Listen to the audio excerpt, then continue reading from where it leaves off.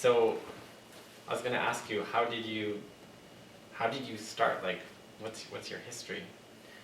Were you a therapist at first? Like, what did you do after high school, and how did you get interested in psychotherapy?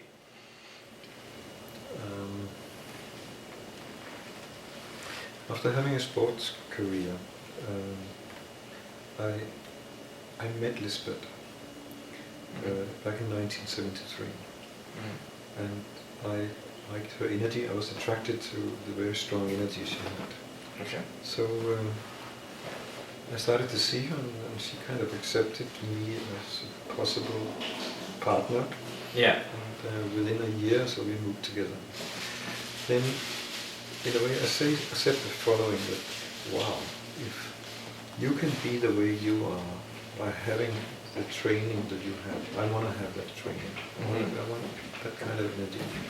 So I signed up for the training where she was one of the main teachers.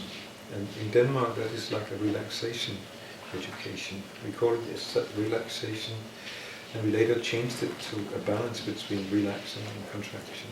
And we ended up calling it the School for Body Dynamics. Okay. And here we are in the 1970s. So Lisbeth is doing her work already. She's doing, you can say, the groundwork for research for the whole bodynamic system. I became one of the participants at that time. Okay. But she was the main person there.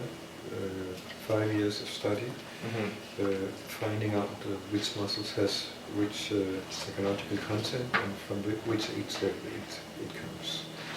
And she also found out about hyper responsiveness, and in a way where she could teach her students. And back in 1982, then we are leaving that school for relaxation, which was later changed to the Bodynamic International. Okay.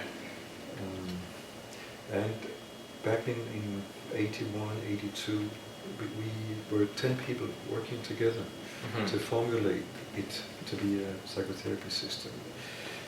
Relaxation at that time was mostly working in the present time, but we were also doing therapy. But that was the main focus. That was to help people to find the balance in their life. Sometimes relaxing muscles, sometimes tensing up. Yeah. But working in the present time, not too much going back to working with childhood dilemmas and so on. Okay. But we had that orientation. So after leaving the school, we decided to let's make it into a real psychotherapy system. Yeah. So all 10 of us, we took different trainings. Like I took the bioenergetic training. Okay. Became analyzed there. Lisbeth took transactional analysis. We all took NLP. 2 of us, Marion Benson, and 1 more took David Bodel's biosynthesis, and so on. So we all had basic Gestalt training. We had so many things. Yeah. Plus, we invited people from outside to come and do different workshops with us. Like we had workshops on shaming. We had workshops on bioenergetic character structures, etc. So in 1985 we started our first 4-year training. Because it looks like when you look around, psychotherapy trainings have to be 4 years. It is recognized from all systems. 4 years is a minimum. At that time I had already gone to US. I was coming over here in 82 on a grant in order to study peak experience. Okay. Like trying to find out what does Americans know about peak experience. I was studying it at home, and it was nice to come over. And that's where I met Joe, and so I was telling him what we were doing with our bodynamic thing, and he told us what he was doing with the radix thing. And here I found some resemblance, much more than talking with sports psychologists and so on. At that time, you can say that the way I was also working with peak experience, interviewing sports people and so on. I realized that I knew so much more about peak experience than what was happening in US. Even though the term peak experiences was created by Abraham Maslow, an American psychologist. Okay. Anyway, I invited them to Denmark, and later on we were invited back, and that what became like the start of our American and worldwide expansion. Yeah. We came to Esselen at conferences. We started foundation trainings in San Francisco. We had our first longer-term program starting up around San Francisco. I think it's 1989. Mm-hmm. Is it 89? Wow. And then it's just spreading. One of the participants came from Vancouver. He invited us to come to Vancouver to trainings. We have started in Holland, Sweden, Norway, Germany, then Russia started, then Ukraine came, then Greece came, then Brazil. It's like Japan has been there, still there. It's like constantly it's spreading. Mm-hmm. The most difficulty for us is actually to write enough articles and manuals and books, because we are so much practitioners, and it's difficult to take time out to write, because no one is paying us. Yeah. That's one thing, and the other thing is that since Danish is our main language, then it's difficult for us to have a good command of the English in writing. So we need help to refine the language. Yeah. And we're getting there. We have gotten that also from Joe and some other people that are looking over the stuff. So I came in it that early, to taking the basic training and taking my Benedictine training, being part of creating the Bodynamic. And since '85, I have been full-time in this system, being a trainer most of the time, and having practice also, teaching also in Denmark, in evening classes and so on. Today, I have very, very few clients in Denmark. I have much more clients when I'm traveling, in connections with the workshops. Yeah. I like it. I think it's a way of life that fits me. And I also realized that it fits with some of my earlier peak experiences that took place in connection with traveling. So I think that's part of the drive also why I'm struggling, because it gives me a good sense of myself. Mm-hmm. A stupid example is like coming over here. I think I have to backtrack, because I lived in Vancouver 6 months back in 1968. Okay. There I kind of picked up the language. Yeah. Then coming here in LA, it felt wonderful for me. So when they were visiting me in Denmark, in Copenhagen, they saw the Danish Erik, and they was more like so much that, and spontaneously one day when we were walking, she was, she's smaller than I am, so she bent it over and she bit my thigh, so that brought the more American Erik out. Yeah. That was fun. It was also good insight to how much my background, being in Denmark, keeps me and have kept me in some of the old patterns. Yeah. And coming outside of Denmark, it's like frees me and gives me much more enjoyment, optimism, and so on. So what do you think are the cultural sort of differences then between Denmark and North America? Like in terms of like how it impacts you and the way you are? There is much more support in America. Openly, you verbally support other people. Maybe you don't do it with money and so on, but you do it energetically, psychologically. Okay. And that is, I can see that is necessary. Like do you mean supporting independence, or? Well, whatever your ideas are. Oh, whatever your ideas are. Great, it's like that kind of thing. Okay. And we don't do that in Denmark? In Denmark, what? Or Scandinavia and so on. There, every time you can do something, you're like, but they try to keep you down. Okay. They don't want you to stick out. So do you think that's the leveling character structure? Very much in the culture, yes. Okay, so and in Denmark and in Scandinavia, we have an author that created a law, 10 Commandments, that is called the Law of Jante, Jante. Okay. And it is translated into American, but the whole idea is that you do not believe that you are somebody. Yeah. Don't believe that we love you. Don't even think about it. And so on. Constantly, the messages are, don't stick out. Just try to stay down.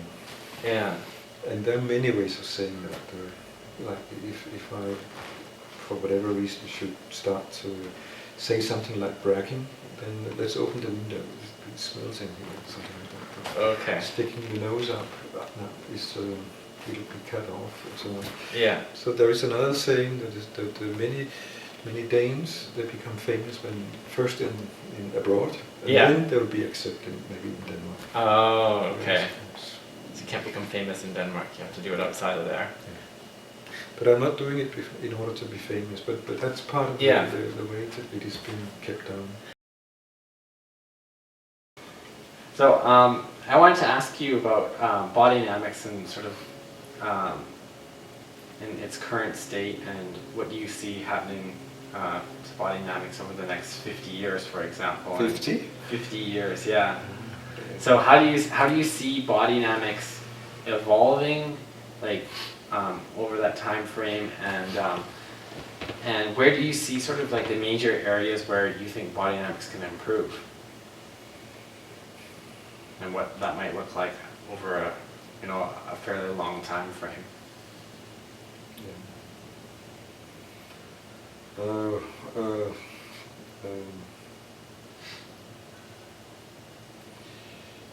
I would say that right now there is some momentum in Europe. It is difficult to see if it will stay at that level or it will go faster. The only way it can go faster is by more writing. Okay. And by having more teachers, trainers. Okay. So do you find that there's like a lot of demand and just not enough people to teach it, or? No, we can still supply teachers, but Okay. but every time we're expanding, like suddenly if we take in 4 new cities, then before we know it, there'll be a demand for the next level and the next level, and there we also need to have trainers. Because otherwise, if we set too much startups, and the demand go up and we can't provide, then it will fall. So we need to be there. So I think writing is important. I hope it will happen, and to keep developing trainers. That's 2 things. Whether or not it will happen in Europe or other places, in a way, it doesn't matter. Yeah. It also, I think. Well, it is alive, and in most countries, you can say participants are academics. It's like they're psychologists, and there are many other professions, and hopefully some of those will help in writing. Okay. So that no matter we like it or not, we also need to provide something for the academic world, because that seems to be important if we want more breakthroughs or recognition.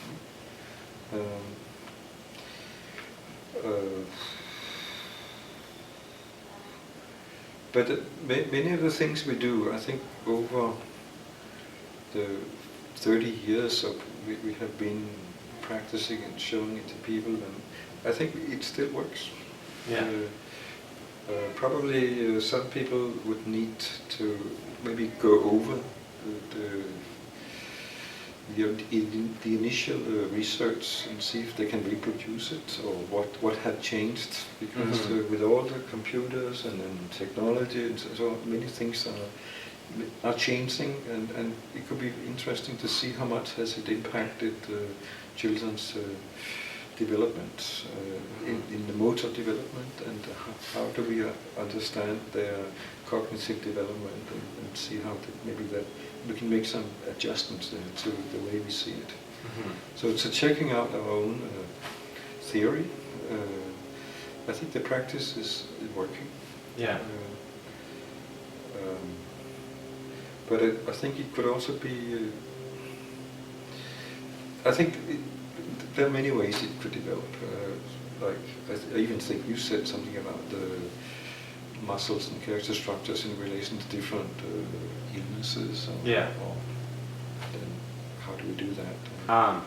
So, in what other ways do you see body dynamics developing and evolving in ways that currently don't exist?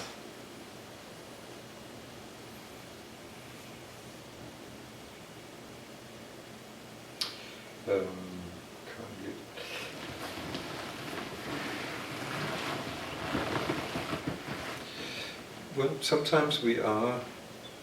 Well, they say they don't currently exist. They do exist, but we don't go out with them so much. Okay. We have a specific way of working with traumas that come from people's actual birth. And when those traumas is having an impact on them today in their adult life, we have a way to be able to rework that. Okay. So it is gone. Yeah. The problem is that birth is a high energy situation. When something goes not ideal, yeah.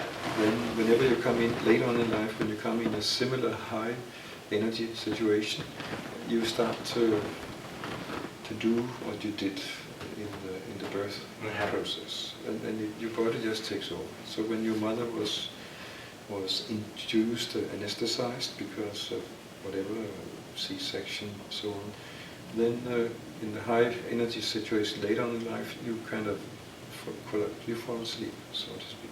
Oh. As one example. Interesting. But the idea is that the energy levels they resonate. Yeah.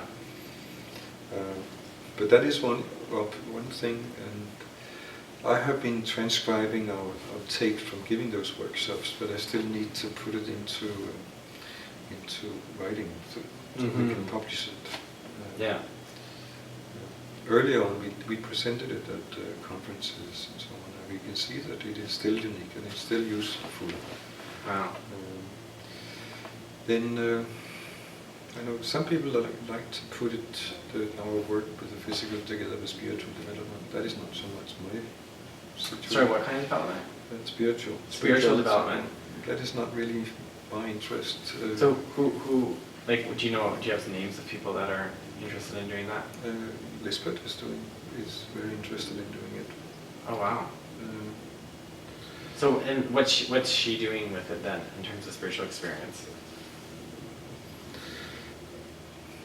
Sometimes she's doing workshops where she's teaching people about being in the body and learning how to connect with whatever is outside of you and take it in and so on. And so she's doing meditations, she's doing sensation work, she's doing many other things. Yeah.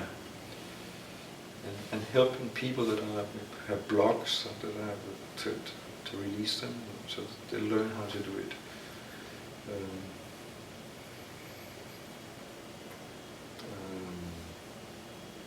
I know Dita loves to do body reading. That is nearly her specialty. Really? Yeah.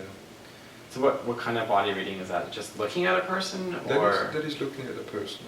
Okay, and then? You got a little of it when we were talking about the need structure, how they are standing, like these collapsed situations, things. Okay. But no matter how people are doing, she read them. What is your existence? What is your need? What is your autonomy? What is your will structure? And point it out. Here I see it, there I see it, there I see it. So you have something of this, you have something of that, you have something of this, and that goes through. Okay. And when she's doing small workshops about it, people are excited. They love to hear it and hear about the possibilities and their problems, because there are both resources in it and there are problems. And when she's trained that for so long, it's kind of easy for her to do it and do it very fast. Yeah. that is, I don't know if that will ever be a big thing, but she can do it. Mm-hmm. And maybe she should teach actors to take on some of those postures and movements and so on. Yeah. So they could do it even better. Yeah.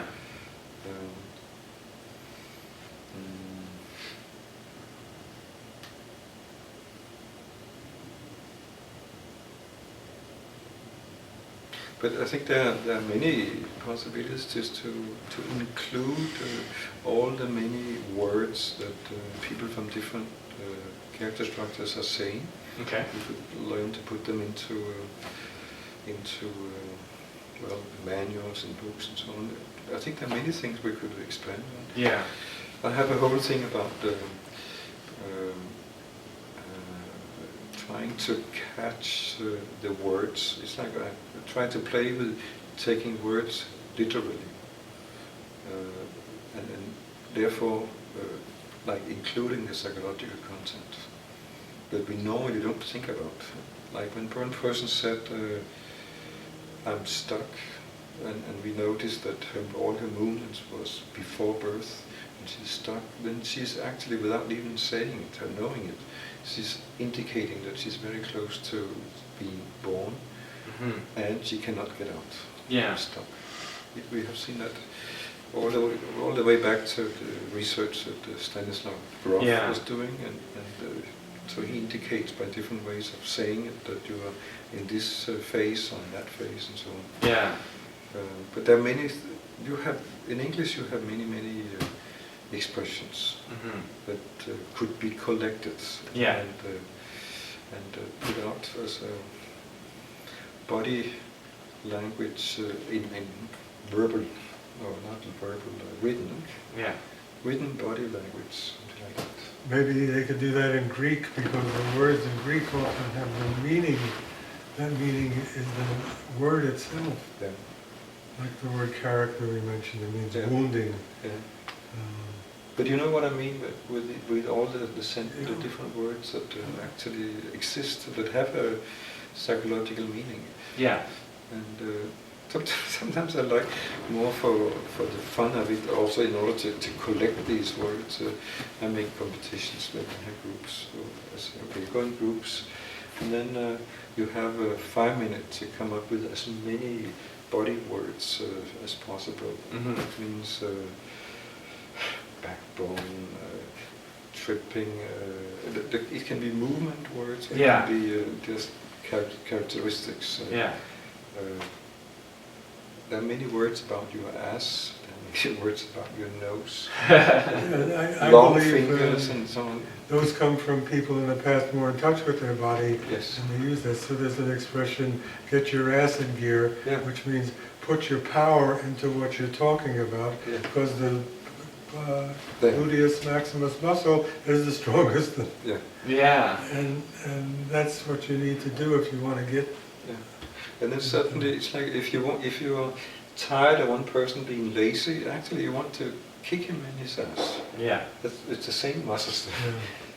So there are different expressions for the same psychological content, but we have forgotten the psychological content. Yeah. That's why it's fun to re-establish it. Yeah, it's like decoding the language to really understand what's going on underneath. Yeah. One person might say running into problems, and I say, okay, let's walk instead of run. Walk into problems. Because then suddenly when you walk, you have a chance to find out what is actually happening and can stop. Walking around the warm porridge, walking around the problems and so on. There are many of them. That's one thing that I have been playing with. Both sometimes I'm using it, sometimes I'm just writing them down, collecting them. I think it's fun.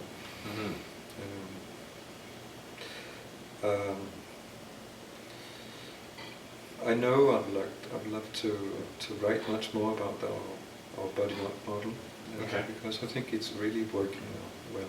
Yeah. And it's valuable that it's a tool that is useful for not only in therapy but for everybody to be much more clear. Don't have these constant misunderstandings. Yeah. They should learn that in school. Yeah. Yeah. No, I think that would be a really good idea. Where did you get the inspiration for the structure of it? Was it from chess, or was it from hopscotch, or? No, it's it was a colleague that wrote the article that is going to be sent out to everybody. Okay. That he, in his way of describing it, he did this. Okay. And in his way of then teaching it to people, he would demonstrate what he meant by making a cross, and then he would show them. Then I took it one step further by asking people to come and move in it. Yeah. And he hadn't thought of that. So that's the fun part. It's like we are playing, you can say, table tennis together. You get, suddenly you have your idea, and I take your idea and take it one step further. Yeah. And then another person may take it one step further. That is basically how the 10 of us created the system. Wow. So we all kind of contributed, and as you know, we all have deficits. But my deficit was covered by another person that would ask me why are you not doing so? I don't know. But he knew, and then we could cover it, and that's why it is. Basically, it's a pretty strong system because it doesn't have the flaws of one person. Yeah, there's so much contribution going into it. Yes. So what kind of contributions are people making now? Because like the system was almost sort of created in the 70s, in the beginning 80s, of 80s. for the most part, and so in the last 20 years, what are the contributions that have come in? Well, we can say the body knot has been moving on constantly. The peak experience has been moving on. Okay. Our shock work has been developing even more. Yeah. I think the way that it has been taught has also been adjusting, and over here even more. Yeah.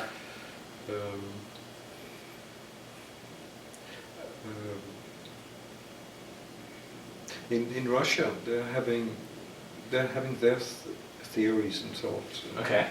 Vygotsky and so on, and we have not. Well, we talk about Vygotsky, but we don't have a model of how he looked upon it to compare with our own character structure model. But here, what is it? Half a year ago, when they were presenting the theory, suddenly they found a way to create his model in comparison to our character structure model, and so that's a way that we are expanding it. And actually trying to put down how to use Vygotsky much more so we can understand it in relation to our own character structure model. Okay, so was he a psychologist then? Or? Well, what was he? A scientist, probably a medical doctor. Or and how do you spell his name? Vygotsky. Vygotsky.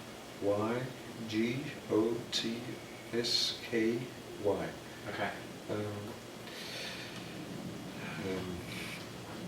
But we so you can say in a way we need even more people to contribute. Yeah. But some people have that skill. Yeah. And others have a more hard time to do it. So what? I think I could say a few things here. I think some of the ways we're teaching now is enabling even participants to bring in aspects that we can use. So it's become a little more coherent in a way. And I think the way I've seen it progress some is, for many, many years, we've understood that Bodynamics does something different than almost all psychotherapies, which is, in most psychotherapy, and even for the Freudian, you're following the material presented by the client, and we call that following process. And then we've always been saying, we don't just follow process, we contain the process to a certain theme or character structure. And that developed as we presented. The idea of containing finally came to be, well, what do you contain things in? in a container. Yeah. So we made an ad hoc model of what the container would be, and then that made it much more explicit, which we could think about and add to, but also it's much more easy for people to learn it now because there's a structure. And I always say, because this is not like, this is not where the theory came from, this structure. This was afterward when we saw the practice of it. So it's not like, oh, you've got to do it this way. No, we really understood this is what we're doing and this is how it is. And once you do that, you can add in and emphasize some of the other elements. And I think the element of the relationship between the client and the therapist can be expanded, because there's been so much work on attachment. We understand that if you create a safe environment and a relationship, then the changes are more likely to occur. And in that way, we can do this in the bodynamic system in a way of still forming the container as you're relating. You're sort of building the relationship as you talk about the structure, and as you work with the structure, you're building the relationship. So it goes back and forth and feeds on each other. And that makes it a lot more teachable also, that people can understand and see that. So I think in the teaching of it, the way we're teaching, I think we're going to allow more people to contribute. Yeah. And I try to take it even further, so that when they contribute, and like if we have been writing something, I invite them to come and be co-authors, and that somehow can be a stimulus for people actually to write and help to collect material. Yes. Because there are so many things that we have never put down, we just know them. Yeah. And like again and again people ask, don't you have like an exercise book? And we say no. But we have it like here. Like, okay, let's see. Okay, here I need this one. And we take it out. I don't know how many exercises we actually have. Wow. We may have 50, we may have 100, I don't know. Yeah. But and we may have 10 or 20 more basic ones where we put out the variation, and now a new variation, because this person is presenting this, or this group is like this, so we do so. Yeah. So that may be its variations of maybe 20 basic things. Yeah. And it would be wonderful to have it put down. That every time we have tried to start, it's like we collapse and we go on to other things. So we need help. Yeah. Like we need help to make photos of the different character structures. I think we need to see those photos also. Yeah. It's because, strangely enough, even if we become the models, there are things we can't demonstrate because we're not good. We are too healthy, so to speak. We can't fall into the different character structures. Not all of them. By force, we can go into many of them, but there's some we simply can't show them. Yeah. We need someone else to show them. Yeah. And then do it in the way where it is necessary, like get it, or if we get other people as models, having their permission to use them as a model and so on. So there are this kind of work that is waiting to be done. Yeah. I think one more thing I'd like to emphasize about bodynamics, as we were talking before, it is two very valuable parts of it. One is that we work in the present most of the time, and we can resolve many issues without going into the past, because we can build the resources in the present.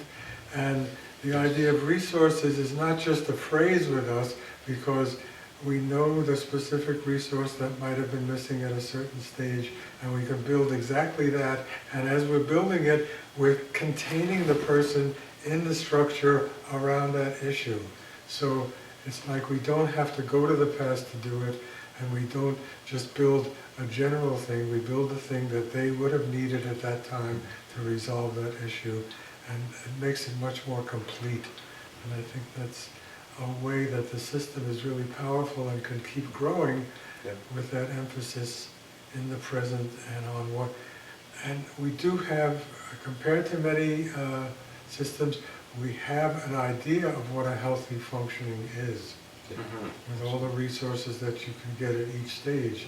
So it's not just a model of trauma or a model of bad development or a model of defenses or problems. It really has a healthy perspective which can allow you at times to see, oh, this is missing, let's try teaching them that and see how the problem changes. And then sometimes the problem is gone, sometimes they just come to the next step and you do it again. Mhm. And, it's much more focused. And it's a wonderful description, actually, very precise. Precise and present and change. As you said. Yeah. Funny enough, it's like we heard also yesterday that the word profound was mentioned. Mm. The system is profound, Mhm. and the system is also subtle. But very, very often we hear these two words together, Mhm. profound and subtle. Yeah. I like it. So again, we used that metaphor before of the trail guide. And the trail guide is really that once I start a session, I don't have a specific idea of what the ending is going to be like. Mhm. So I mean, it's not only am I not putting someone in a structure, I don't know where we're going. Okay? But I have a sense of it. Yeah. I have a sense of this problem can probably be resolved, Mhm. and how do we move to the next step, and the next step, and the next step. So that, and we can bring in, since the model has so much in it, all of the muscles and all of the character structures and all, it can keep us using that specific information to move ahead without knowing the specific end.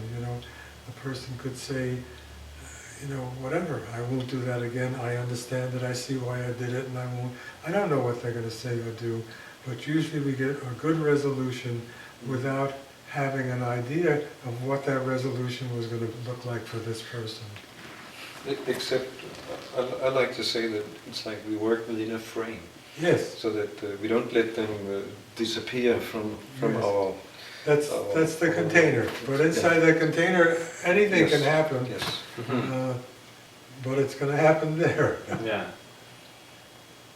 Their own history will fill it out. Yes. Mhm. So we have ideas about what is healthy, but they have to decide for themselves what is healthy for them, what will work for them. Mhm. So they may be different from us, and that's okay. Yeah.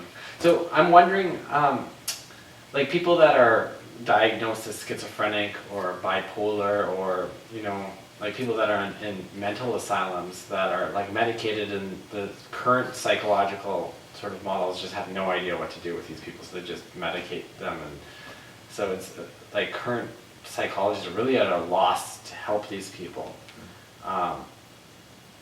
I'm wondering, like what has been the success of Bodynamics in helping individuals that are just considered beyond what we know in terms of the conventional psychology out there? Has there been any attempts to? I think there have been very few attempts. Okay. One thing, because back in Denmark, we basically don't work at the hospitals. So it's like we don't have access to them directly. We have had access the other way around, where some of the staff people working at those hospitals, they don't know what to do, Mhm. but since they know us, they are asking if they can get permission to ask us what to do. Mhm. And through that, then like Lisbeth has been working with some of those cases. Okay. She's been doing body maps with some of those Mhm. patients, and making the interpretation, and then telling them okay, in order to help this person, you need to do so. Mhm. And that means you need this kind of personnel, and so on, so on, so on. And the answer is, well, it's nice to hear, and we can't do it. We don't have that amount of money. We cannot put those number of people on her case. We can only give her medication to keep her where she is. Okay, then you can't do anything. Mhm. Then, like a PS, well, maybe you can have some dogs in there. No, we're not allowed to have dogs. Hmm. because dogs could also give them a possibility to get some contact. Okay. But they're not allowed, so then you can't do it. Yeah. Okay, thank you for your expert knowledge and so on. Then we have people that are not at the hospitals, but they have been, you can say, diagnosed, and they are on pensions and handicap pensions and so on. And then when some of the people we have trained, they get a job with in connection with those people. What the first thing they hear is, well, here you can visit that person, but you can't expect to change and help that person. You can just visit and keep them like at a certain level. But then, because they're educated with our knowledge, they kind of look at them and then they slowly start to give small suggestions. Well, try this, and then many repetitions, and then suddenly they can do it. Wow. And then try this, and then suddenly, how about walking over to your neighbor and so on. Small things that actually lift their life quality, even though it starts very low, but even here it's important that you have life quality. So in that sense, I would say, I know we have something to offer. Yeah. But since we are not part of the official system, it will take very long time for our knowledge to come into the system. Yeah. We have, and also to get in, it's like you know that there needs to be people high in the systems that know us to be able to take us in. Yeah. And there our connections are not so good. So where are your connections the strongest then? Just just regular somatic psychotherapists? We are recognized in like in the European Association of Body Psychotherapy, and therefore we have knowledge that people know us, and they know we can do things. I guess in that sense we are also somewhat known in the US, and also the US like sister organization. Yeah. Then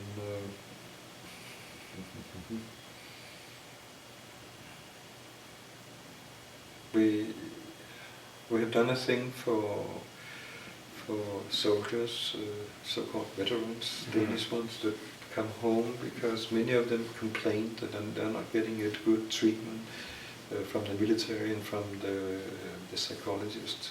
It's like, it feels like the psychologists that are working with the soldiers, the psychologist is hired and they are the official staff people. Yeah. Then they have difficulties making a decent contact. Yeah. And I think the dilemma is that the soldiers, when they are like talking to them, they actually have a much higher energy level from their experiences in the war than the psychologists that in a way are like sitting nearly, I'm not saying they're sitting like this, but here I cannot lift my energy.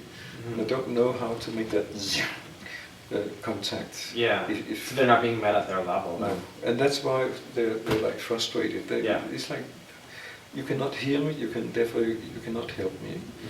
And there, Dita started the program. She met some people and heard about this problem. She said, okay, let us give them a program. So she invited 20 people of all those that are not content. And then she gave them like, I don't know, it was 12 days or something like teaching, learning how to meet people. So that it's like those veterans now can meet their comrades that are coming back. Oh, okay. And they're not doing therapy, but they are just meeting them. And so that the persons feel safe with, I can trust you and so on. And so that was a gift. Wow. And then they like it so much. They will try to see if they can get money for more of these workshops, for more of their comrades and so on. And I like that. I like she's done that. And now she and two other of the colleagues were part of that. And the rest of us is more like, if needed, we can be available for supervision or so on. If they need to phone and get some help. So another question I had is, what are some like unanswered questions in body dynamics? Things that you've come across, like muscles or psychological functions or ego functions, or like what are the areas that are unknown that still need to be explored within what exists currently? It's a good question, but how to answer that, Joe? It's one thing, I don't know how it's important, but you may be able to answer some of it. How does, in a broad way, how does disruption at one level affect the next level or those afterwards? Do we have some sense of that? Or does it, can some people can have a very difficult experience at one and not in the other, the next one? Okay. There we normally say that the existence structure is like the foundation. Okay. And if I'm doing the distance from here to there, that's like the foundation. Then if I'm healthy, I will have this big foundation. If I'm not healthy, then the foundation would be smaller. Okay. I would say, let's say, hypo, very small foundation, and then the hyper would be more, but the healthy would like be here. The reason for showing this is that the next stage, the need structure, is building on top of this. So if you have like a mental, very hypo foundation, then it's very difficult to bring this into total play. Okay. Because it only been feeded from here. Yeah. And therefore there are some things that you kind of miss because you are already impacted here. So you can maybe go this way, but you can't go all the way out here. And the more it goes out, if we imagine that, the more unstable it actually begins. Oh. Which is why when sometimes we feel that, wow, this person here is, we can't push that person very much because then they will break down. Yeah. And because of this, it's like the whole thing collapse. Okay. So don't take their hyper muscles away from them. Yeah. Start to work on the hypo, and like, how can we make this fundament like so order? Like, one thing I kept reading over and over again in the body dynamics literature is that you start at the later structures first and work your back to the earlier structure because the person's more resourced there. Yes. But in another way, in the way you're describing it, seems to make sense to work on a foundation first, so that that there's not this unraveling that occurs when you start. In the abstract, it's true, but in the psychotherapy way, that structure at the base is the most frightening to come to. Okay. So how do you make it less traumatic, less frightening? I don't want to use the word trauma, strike that word. How do you make it less frightening? By working in the top. And so it's like, if I'm very well grounded in the later structures, when I regress, some part of me still understands grounding. And I bring some of that back, and it's not so frightening to go down to the lower one. So that's why some of that is there. So it's like working here, working our way down, and on the way down we may create some false self or so, but it's okay. Okay. It's resolved. So we come down here, we work with this, and then we take this, and now we work our way up again. Okay, and so we can exchange the false self. You can work down and then up, and then down and then up. That's how we see it. Oh, okay. I like that. So no matter what we do, that's how we see it. Yeah. But it also indicates that maybe we should sometimes teach from the top down. I think I have a reason why we don't. Yeah.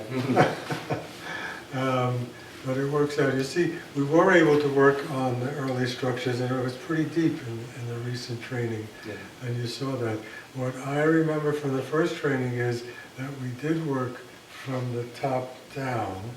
And what it is, by the time people got to the last meeting, and the last thing, they were much more relaxed and not so cautious, and they fell into the difficult problems in the early stages, and it was too much to work with. So this way, it's like they can learn the material and not be overwhelmed with it. So it's not, but there's a two things. One is learning and the other is psychotherapy. But for the learning, this is much better because a lot of issues came up for people that you couldn't resolve in the training, it's just too deep. And they went into it because, they were brought there suddenly. Yeah. So then they leave the training, they're kind of like, ah. Yeah, we're in it, you see the person is thrown into helplessness, and you don't need a helpless person at the end of a practice session, Yeah. There's an interesting thing that goes on in Brazil. The participants, it looks like they all have a drive to do social work, like volunteer work. That they start projects for many people that have no money, that have problems in their life. It's in small communities, and so they go on and they start projects. So they're also starting with bodynamic projects and those, and basically teaching the basic stuff. Yeah. So that they will function better. Yeah. So that is also one future possibility. Yeah. The dilemma is, of course, that there's no money in it, and they also need money there. Yeah. So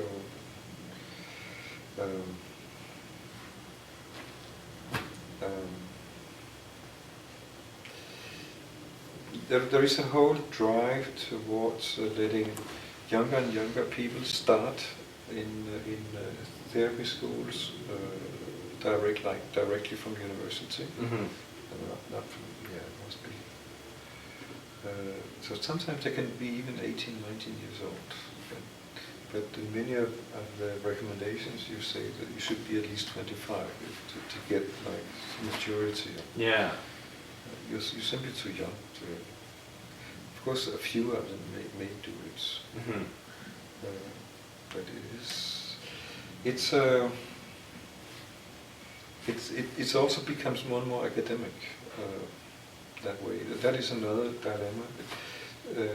Do you want your program to be a university education? Yeah. Because if it becomes a university education, it becomes much more heady. Yeah. And that is difficult for the body-oriented systems. Oh yeah, now I know. There is one thing that is like a future thing that I hope will be resolved. That is that when I go to the anatomy professor in Holland and tell him about hypo and hyper, and I show him how I'm testing it, he can say, wow, okay, I don't teach that, but I realize that it is there, and I have no explanation to why it's there. And it must have to do with the brain. So you have to ask the brain people what this is about, why it is this hyper. Yeah. He can sense it. And his wife is a bodynamic therapist also, but he has no fucking idea about what it is. Yeah. And so to have some of those academics included in finding out the answers to why is it hyper, why is it hypo, and I think will be very helpful for many, many people. I have another issue, another thing that I keep thinking about, that is why, not why, but is it possible to influence other systems? Is it? I think it would be useful. What other kind of systems? I'm thinking like the bioenergetic system. Okay. Many of their trainers, they know our character structure model. They love it. They would really love to use. They would like to use it. Yeah. But the whole bioenergetic system says no. We have our model. But the other trainers, they can see, but we are missing so much because we don't have this hyper. We don't have the different positions and healthy positions and so on. There's a problem. There's now at so many schools. Jonathan, about 40 years ago, there might have been bioenergetics, orgonomy, which was directly from Reich, and maybe radix was in a little bit. David Badella a little bit, but there were not that many schools. Yeah. Then it started, you know, and now everybody who gets a new idea starts their own. Yeah, their own school. Their own school, so it's all, you know, competitive in a way, and Yeah. you know, they might have some good ideas to start with. There's one approach being taught now that uses the autonomy structure and the love sexuality structure and never mentions bodynamics. Yeah. Huh. So I don't know, you know, I mean, it's like, Yeah, it's frustrating to see Yeah. not to see the credit and not being able to follow the lineage of the knowledge even, where it comes from and where these ideas come from and how they were created. So I think one time we had Ron Kurtz come and give us some work, and then Al Peso came and did some work, and then I talked about an exercise with him and said, wow, I learned it from Ron Kurtz. And then Peso looked at me and said, wow, but Peso, well, I taught Ron Kurtz this exercise, but Ron Kurtz never said it came from Peso. It's like, that's interesting. yeah. Peter is doing nearly a similar thing. yes. Not recognizing other systems. Peter who? Peter Levine. Oh, Peter Levine. Yeah. So Yeah. sometimes it even went to the extreme that he never acknowledged the jokes that he told where they came from. But he always took jokes from other people and gave them up as his own. Mine are original, by the way. Pardon me? My jokes are original. Oh, okay. I mean, and New York brought it out of me so much that one of the trainees in New York says, do you write these things before you come into the sessions? Yeah. But the thing with the anatomy and getting some explanation to that, that's one of the things I would like to Okay. see happen. Yeah, because that's really the core of the entire system, Yeah. the foundation of it, Yeah. and being able to empirically measure that and track it. And maybe they can get a pill that will bring all your muscles to neutral. That's also possible. And Really? Okay, yeah, Lisbeth said, oh, no. But I think it's necessary. You know? I think the medical companies should pay us. But the thing is, whether a muscle is hyper or hypo is really dictated by the limbic part of the brain, because it's a continuous signal that's coming from the brain. So Yeah. the brain, But where? the brain, the neural structure of the brain, the patterns need to be altered, and I don't know if a pill can really do that. I mean, I know there is some research into. I mean, I think this is probably maybe where a lot of the research is going to go is into neuroplasticity, and how can we facilitate neuroplasticity, and how can we change the brain in the most easiest, sort of quickest way. I know there's some research when it comes to psychedelic drugs, the way that the chemicals and the binding sites work within the neural structure. It allows brain maps to occur much quicker than is normally possible, Yeah. and so repatterning can occur at a faster rate and at a deeper level in a shorter period of time. Like using MDMA. Yeah, MDMA is something that's being studied for that potential as well, and so I think that's some really fascinating research.